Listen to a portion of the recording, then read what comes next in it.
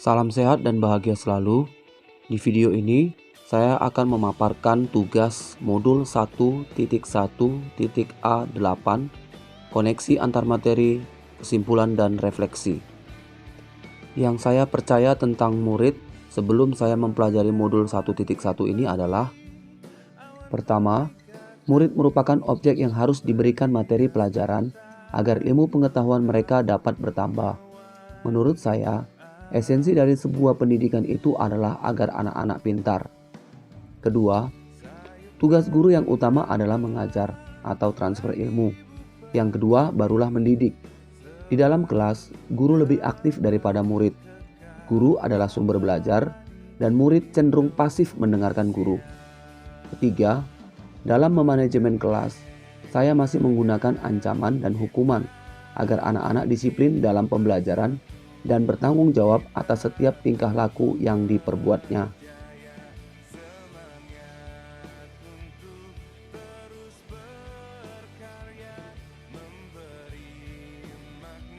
Keempat, yang paling diutamakan adalah materi, di mana materi ini harus tuntas diajarkan kepada anak, sehingga anak-anak bisa menjawab soal ujian yang nantinya akan diujikan kepada mereka, dan mereka dapat mencapai nilai KKM.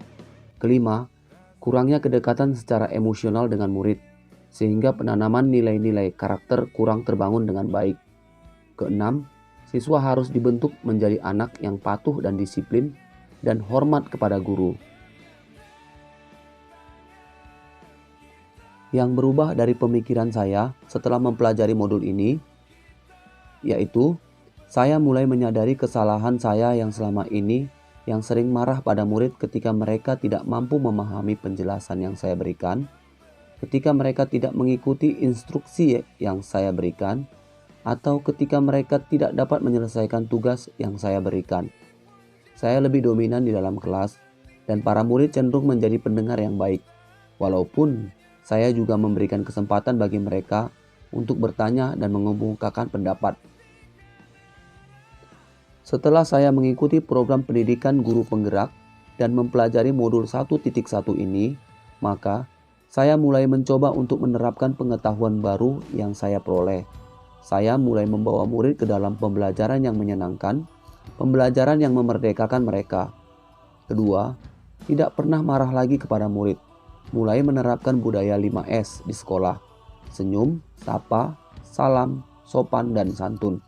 Serta mulai memahami bahwa tidak semua murid memiliki pengetahuan dan kecakapan yang sama.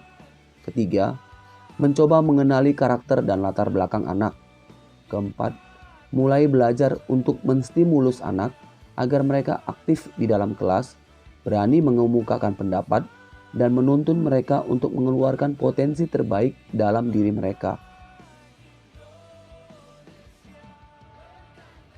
Yang dapat segera diterapkan agar kelas saya mencerminkan pemikiran KHD, yaitu pertama, berusaha menjadi teladan yang baik, menjadi inspirator, sekaligus motivator bagi murid. Kedua, melakukan pendekatan secara emosional kepada siswa dengan saling berbagi cerita dan memotivasi anak. Ketiga, merancang dan menerapkan pembelajaran yang menyenangkan dan berpusat pada murid.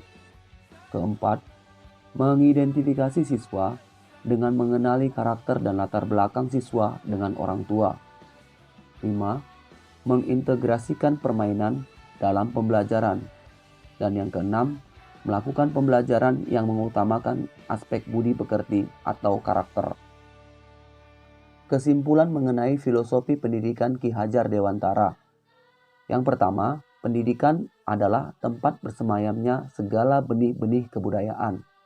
Yang kedua, pendidikan dan kebudayaan itu dinamis, sesuai dengan kodrat alam dan kodrat zaman. Yang ketiga, guru itu menuntun.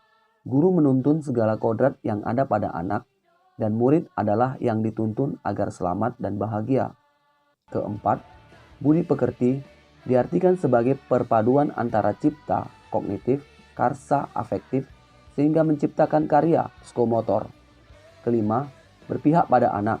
Pendidikan harus menyenangkan dan berpihak kepada anak. Demikian pemaparan tugas dari saya. Terima kasih. Salam sehat dan bahagia.